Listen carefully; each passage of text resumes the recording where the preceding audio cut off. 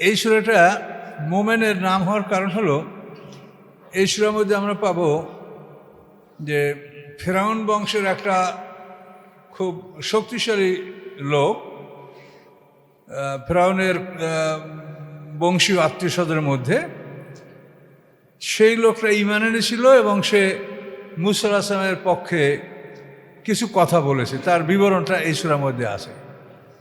অকালা রাজুল মুমিনুম মিন আলি ফেরাউন, আয়াত এরকম যে ফেরাউন সম্প্রদায় থেকে এক মোমেন ব্যক্তি বলছে। সেই মোমেন ব্যক্তির কারণে এই সূরার নাম মোমেন। আবার এই সূরাটার নাম গাফের। দেখেন এই সূরার 3 নম্বর আয়াতটাই হচ্ছে গাফির জাম্বে কাবিল তওবে। গাফের মানে ক্ষমাশীল, আল্লাহ ক্ষমাকারী। তো এই জন্য এই সূরাটার নাম গাফেরও কোনো কোরআন শরীফে আছে, আবার কোনো কোরআন শরীফের নাম মোমেন আছে। এটা নিয়ে যেন আপনারা বিব্রত না হন, মোটামুটি মনে রাখবেন যে 40 নম্বর সূরা এটা। আউযু বিল্লাহি মিনাশ শাইতানির রাজিম। অভিশপ্ত শয়তান থেকে আল্লাহর আশ্রয় কামনা করছি।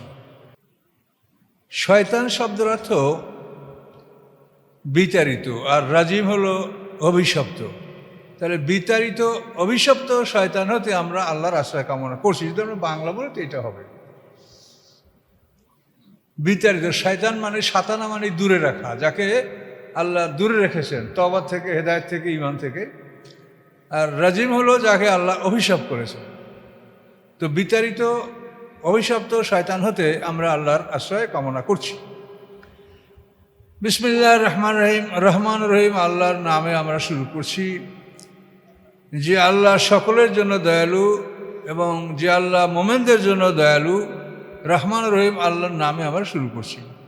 হামিম, এটা আয়াতে মুতাশাবিহাতের অন্তর্ভুক্ত। এটা মানে হরুফে মুকাত্তাআত যাকে বলা হয়, এটা আয়াত। এই হামিমের উপরে নাম্বার দেওয়া আছে 1 নম্বর। এই হামিম, এই দুটো শব্দ আমরা বুঝি না, কিন্তু এটা একটা আয়াত। আল্লাহ তার অর্থ ভালো জানেন। তানজিলুল কিতাব মিনাল্লাহিল আজিজুল হাকিম,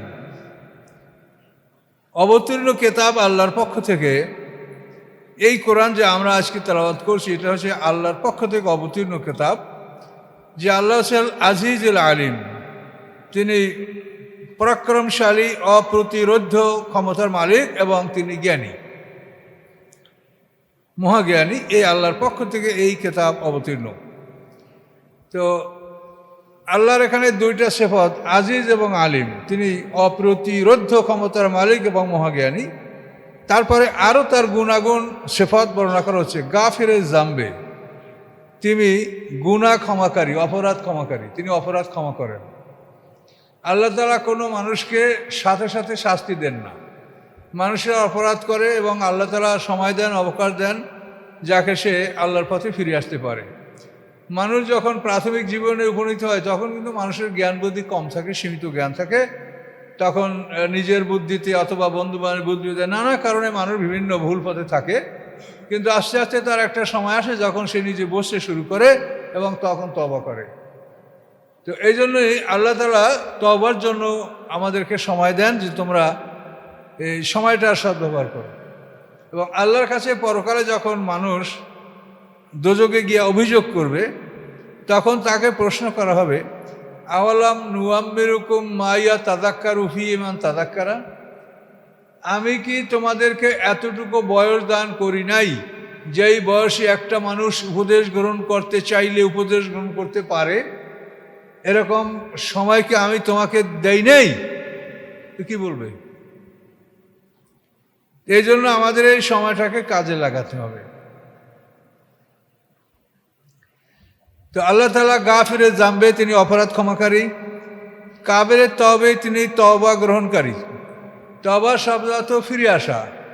আপনি যদি আস্তাগফিরুল্লাহ রাব্বি পড়েন, আস্তাগফিরুল্লাহ রাব্বি, এটা আপনি বললেন এটা জিকির, আপনি আল্লাহর তাসবিহ পাঠ করলেন, জিকির। কিন্তু তওবা না, তওবা হলো ফিরে আসা। আপনি একটা খারাপ অভ্যাসে লিপ্ত ছিলেন, ওখান থেকে আপনি ঘুরে আল্লাহর কাছে আসেন আর বলেন এটা আমি আর করবো না, এটার নাম হচ্ছে তওবা। আর যদি মুখে বলেন আস্তাগফিরুল্লাহ রাব্বি, এটা হবে জিকির, যে আমি আল্লাহর কাছে ক্ষমা প্রার্থী। যেমন সুবহানাল্লাহ, আলহামদুলিল্লাহ, জিকির। তাহলে জিকির এবং তওবা কিন্তু এক না। তওবা শব্দ অর্থ ফিরে আসা, যে আপনি একটা ভুল পথে ছিলেন, সেখান থেকে আপনি আল্লাহর দিকে ফিরে আসলেন এবং আল্লাহর কাছে আপনি প্রতিশ্রুতি দিলেন যে এটা আমি আর করব না। তাহলে এই অপরাধটা যত বড় অপরাধ হোক, আপনি যদি এটা পুনরায় না করেন, আল্লাহ আপনি ক্ষমা করে দিবেন। মহা ক্ষমাশীল আল্লাহ, এই জন্য বলছেন কাবিলে তবে। তো এটা বলার পরে আবার সামনে বললেন শাদীদুল ইকাবে, তিনি কঠিন শাস্তির দাতাও। যেমন তিনি তওবা কবুলকারী, তেমন তিনি কঠিন শাস্তিদাতাও। যদি গুনার জন্য মানুষ ক্ষমা না চায়, আল্লাহর কাছে ফিরে না আসে, আল্লাহ তাআলা তাকে কঠিন শাস্তি দিবেন। এবং এই শাস্তির কথা কোরআনেই বর্ণনা করা আছে।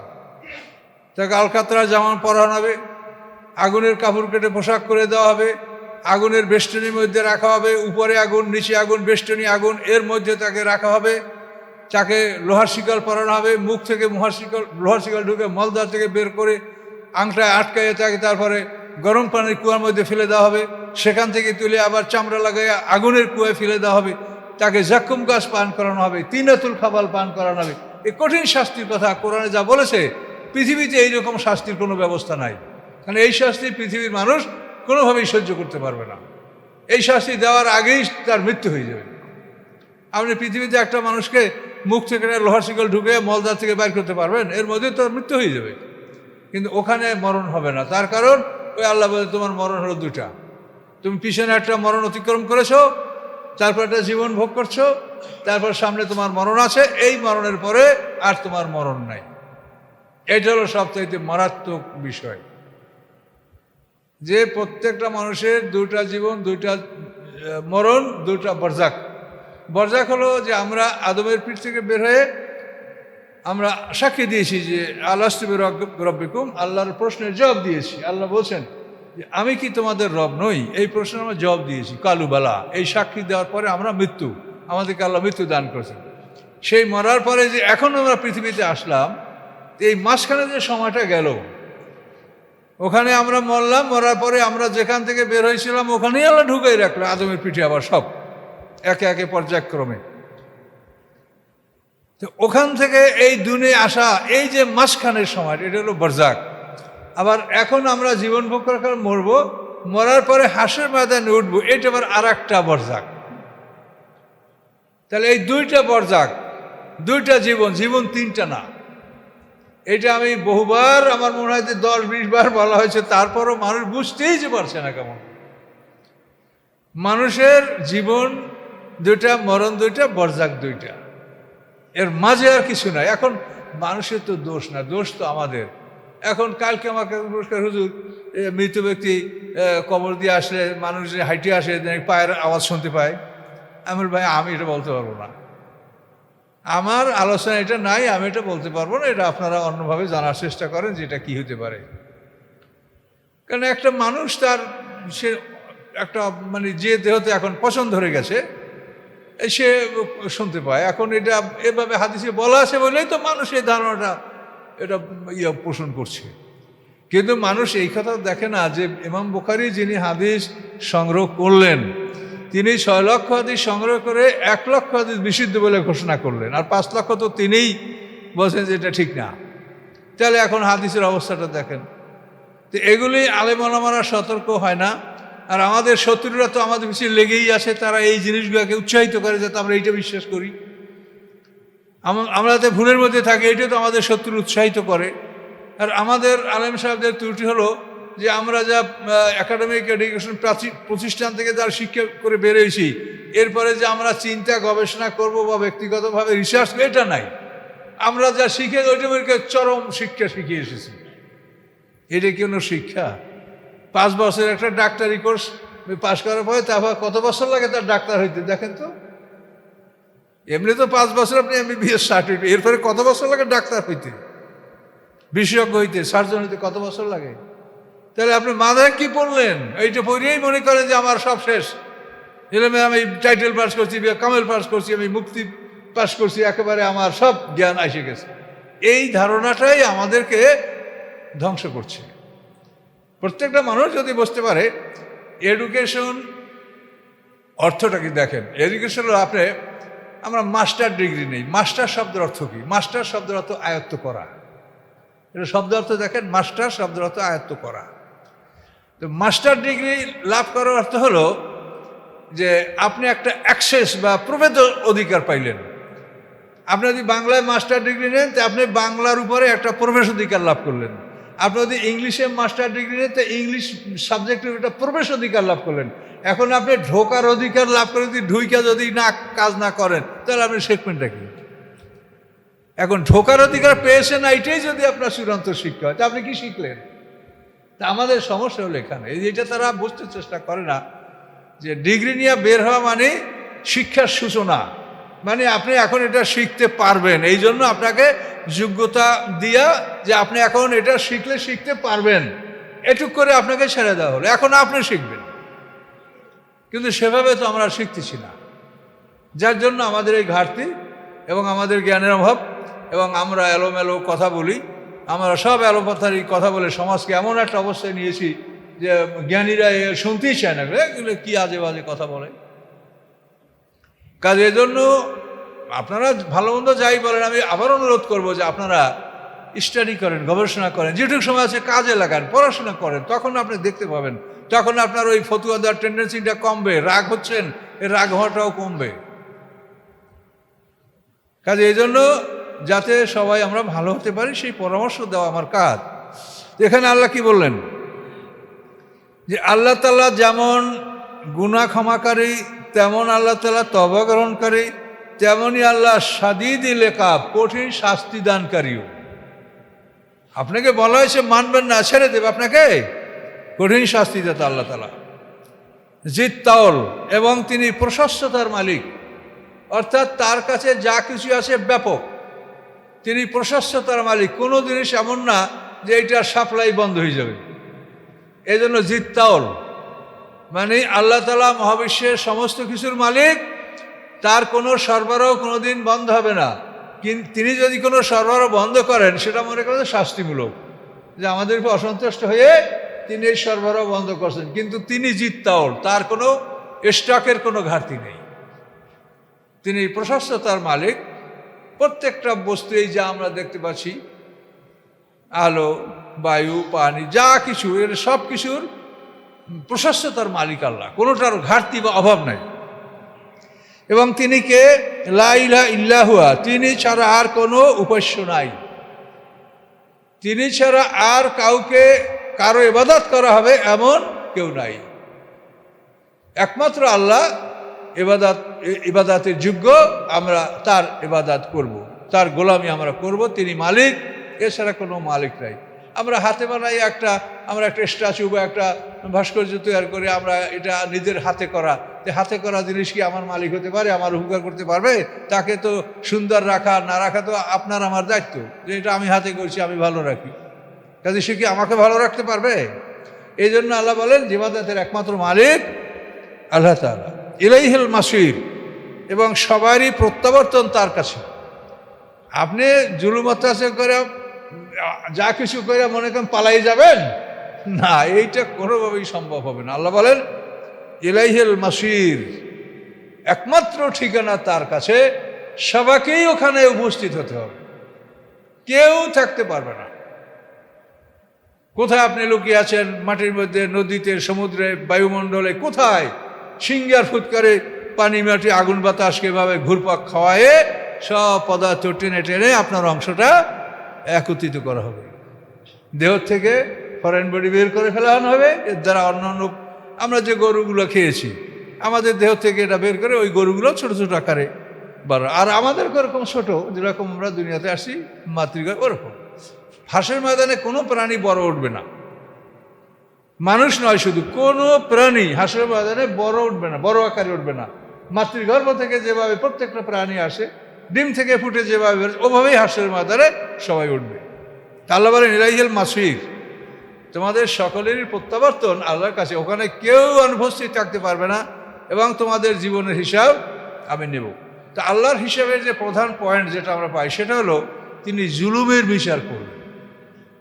আমরা জিন ইনসান ইবাদতের জন্য সৃষ্টি করছি, এরা একটা বিশেষ দায়িত্বে আমরা আছি, কিন্তু যারা বিশেষ দায়িত্বে নাই তাদেরও হাসর হবে না। হাঁস মুরগির কোনো দায়িত্ব আছে, পশু এদের দায়িত্ব আছে, কিন্তু তাদের হাসর করা হবে একটা পয়েন্টে, শুধু যে তোমার মধ্যে শক্তিশালী যে সে দুর্বলকে অত্যাচার করেছো কে, তার বিচার করা হবে। দুটা গরু, এর মধ্যে কে শক্তিশালী, তুমি ওকে গুতাইছো।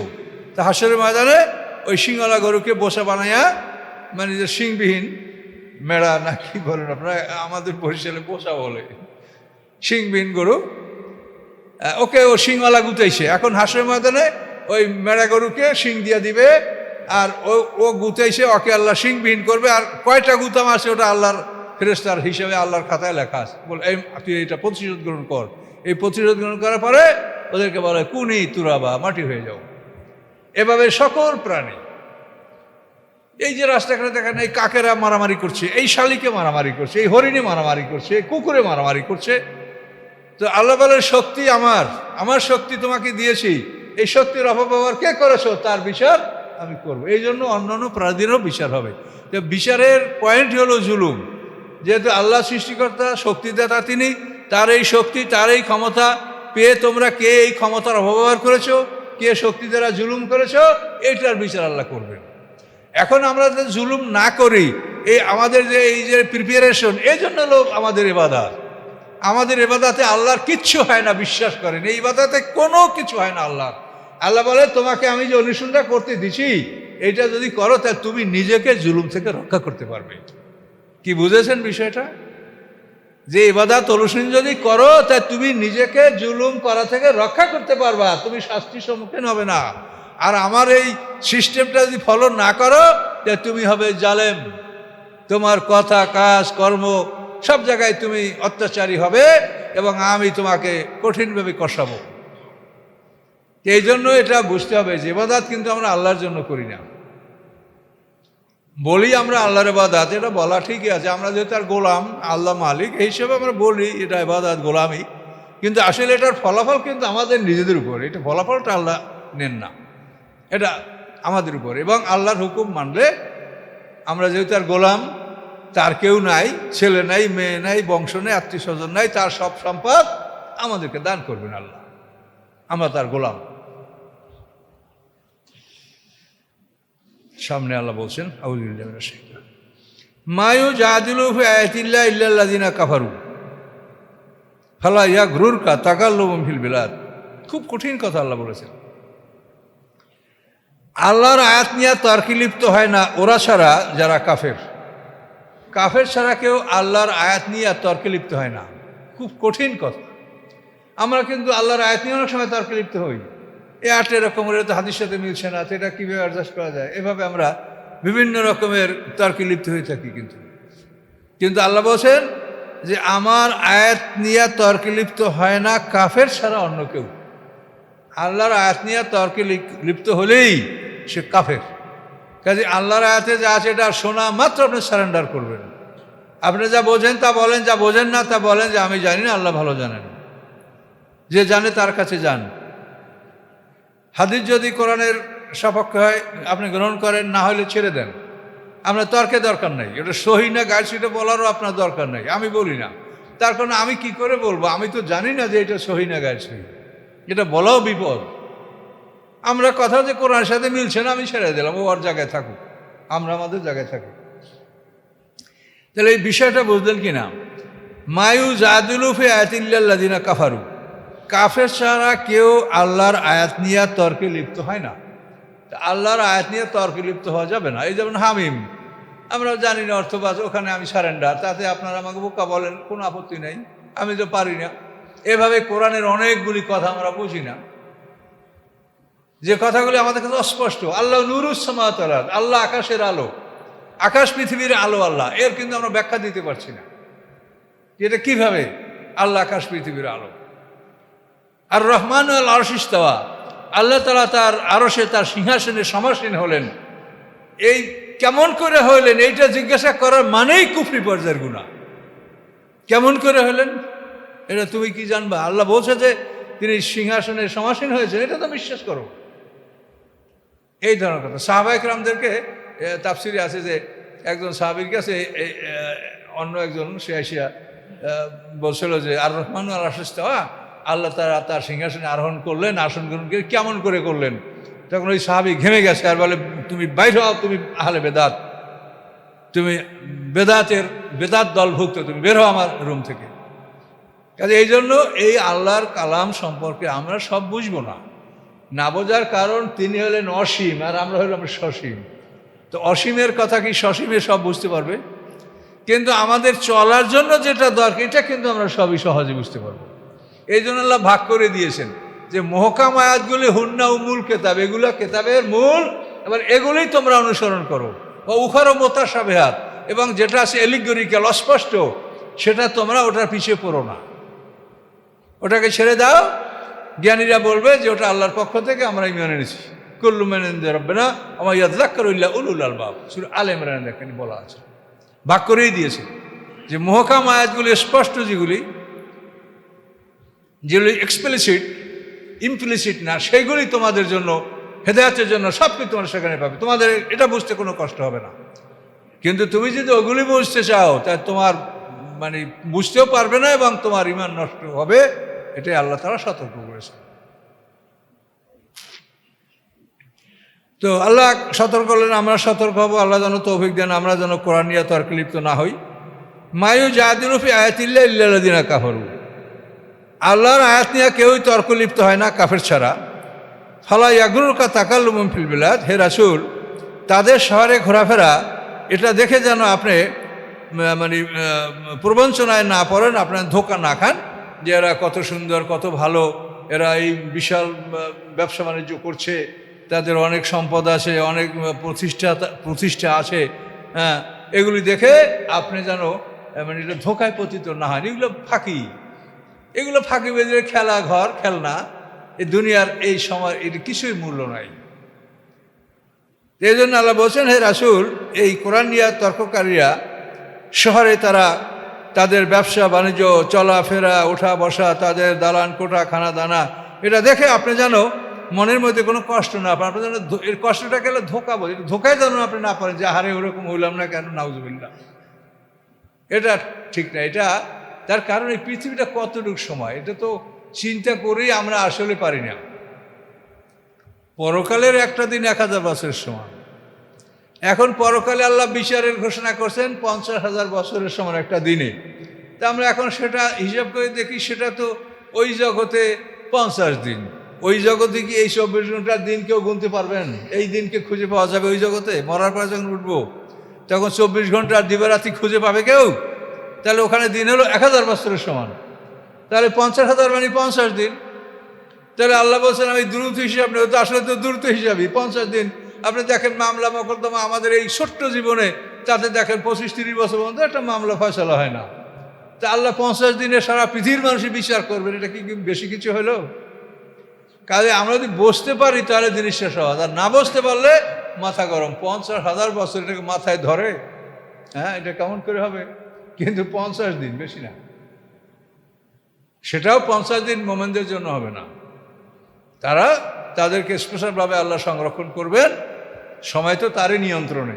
মোমেনরা দেখবে যে ভোরে উঠছি, জহুর হয়েছে, ক্ষুধা লেগেছে, এ সময় তাদেরকে জান্নাতে প্রবেশাধিকার দান করা হবে।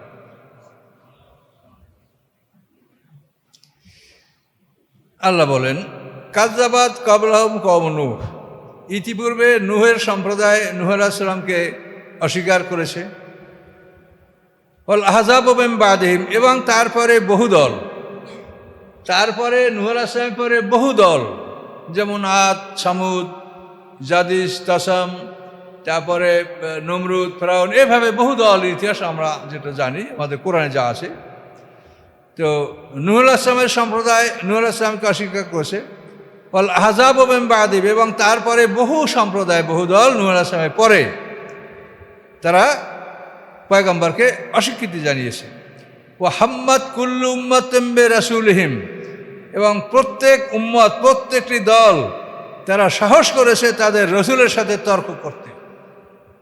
রসুলের সাথে তর্ক বিতর্ক করার হিম্মত তারা করেছে। হাম্মত মানে হিম্মত করা, সাহস। এই হিম্মত শব্দটা কিন্তু আসলে আরবি, হিম্মত মানে সাহস করা। তো প্রত্যেকটা উম্মতই সাহস করেছে তাদের রসুলের সাথে তর্ক করার। লিয়াখুযুহু, যে তারা রসুলকে পাকড়াও করবে, তাকে ধরবে, মারবে, হত্যা করবে। ওয়া জাদালু বিল বাতিলে, এবং তারা মিথ্যা নিয়ে তর্কে লিপ্ত হয়েছে। তারা কোনো সত্য নিয়ে তর্কে লিপ্ত হয়নি, মিথ্যা নিয়ে তর্কে লিপ্ত হয়েছে। এবং কেন? লিইয়ুযহিরু বিল হক, এই মিথ্যার মাধ্যমে তারা সত্যকে পরাজিত করার চেষ্টা করেছে, যে সত্যকে পরাজিত করে মিথ্যাকে তারা জয়যুক্ত করবে। আল্লাহ বলেন ফাআকাসতুহুম, আমি তাদেরকে পাকড়াও করেছি। আল্লাহ ধরলে তো বুঝেন যে কেমন ধরা ধরে। আল্লাহ বলেন এভাবে মিথ্যা দিয়া তর্ক বিতর্ক করে তারা সত্যকে তারা পরাজিত করার চেষ্টা করছে। আল্লাহ বলেন আমি তাদেরকে পাকড়াও করেছি। ফাকাইফা কানা ইকাব, আমার শাস্তিটা কেমন ছিল, কি ভয়ঙ্কর! বাপ রে বাপ! মানে মক্কায় যে অঞ্চলে মানুষের খাবার পানি পায় না, নোমাডিয়ান যাযাবর জাতি পানির জন্য তারা ঘুরে বেড়ায়, সেখানে পাহাড়ের উপরে 40 হাত পানি। কেমন পাকড়াওটা দেখেন! লুত সম্প্রদায়কে কীভাবে পাথরের বৃষ্টি বসে তাকে ধ্বংস করা হয়েছে, এবং সেই লুত সাগর এখনও পৃথিবীতে মানে দৃশ্যমান আপনি দেখতে পাচ্ছেন। হ্যাঁ, মক্কা মদিনা থেকে সিরিয়ার পথে এই লুত সাগরটা রাস্তায় পড়ে, এবং এমনভাবে আল্লাহ স্থাপন করেছেন যে এদিক থেকে যাওয়ার পথে ওখানে ভোর হবে, আর ওদিক থেকে ফেরার পথে ওখানে ভোর হবে। সবাই ওটা দেখতে পারবে যে এটা লুত সাগর। 50 কিলো লম্বা, 15 কিলো চওড়া, এতখানি জায়গা নিয়ে এটা সাগর। এখানেই এই সম্প্রদায়গুলি বাস করত। 5টা গোত্র ওখানে ছিল লুত সম্প্রদায়ের। লুত আলাইহিস সালাম ইব্রাহিম আলাইহিস সালামের সমসাময়িক। ইব্রাহিম আলাইহিস সালামের বড় ভাই হারানের পুত্র লুত। ইব্রাহিম আলাইহিস সালাম যখন ইরাক থেকে হিজরত করেন তখন এই লুত আলাইহিস সালামও তার সাথে ছিলেন।